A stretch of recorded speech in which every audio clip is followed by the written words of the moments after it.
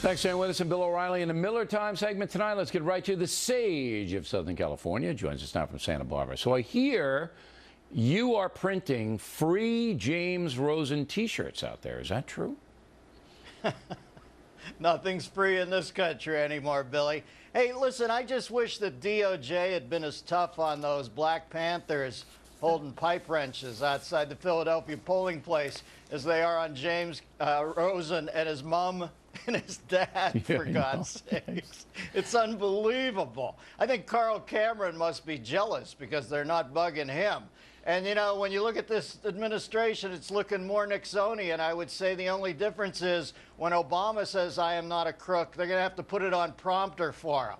And I would hope that they would move their stonewall on this down to our southern border, at least keep some people out who are here illegally. By the way, where's Biden been lately? He's on a shorter leash than the mayor of Munchkinland's Pekingese. Nobody's going to let him talk. No, that's true. I haven't seen the vice president around. Now, I made a prediction earlier in the program that the Attorney General, Eric Holder, is not going to survive this snooping with the press business. He's the guy they're going to throw under the bus. Do you believe that?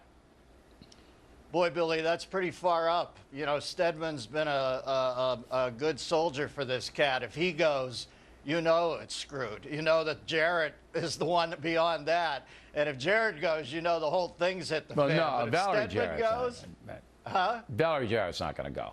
But I think that now with this exposure... Why do you move on so quickly from that? I'm not acting naive. I'm saying I think Jarrett's behind it all.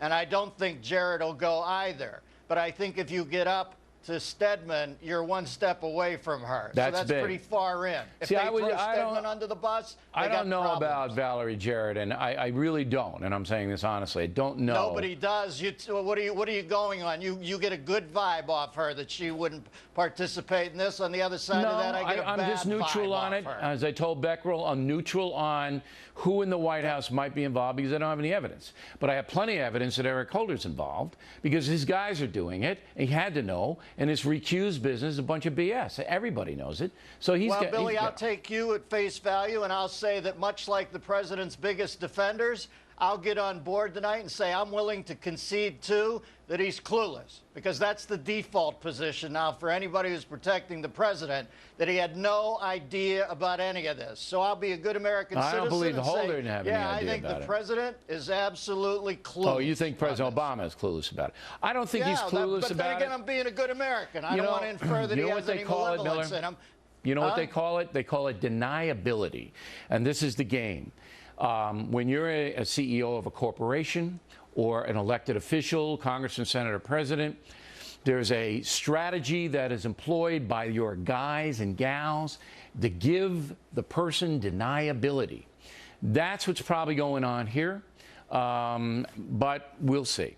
Now, on the IRS thing, this woman, Lois Lerner, you and me, Miller, have paid her $750,000 over the last 4 years. So apparently she's playing for the Washington Nationals when she isn't working for the IRS. And this woman had the gall to go in there and not tell the truth today? It's just outrageous.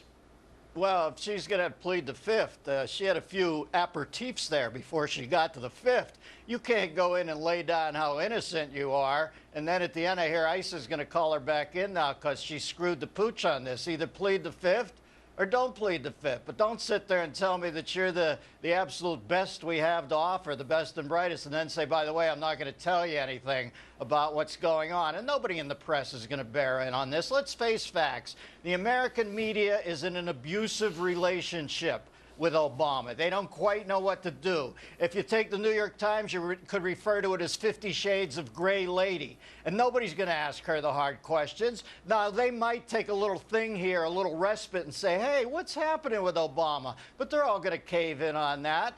You know, but they have to do it a little. They have to just express some exasperation. Yeah, but I think this IRS thing is going to be big. I really see this as a big, big story coming down the road.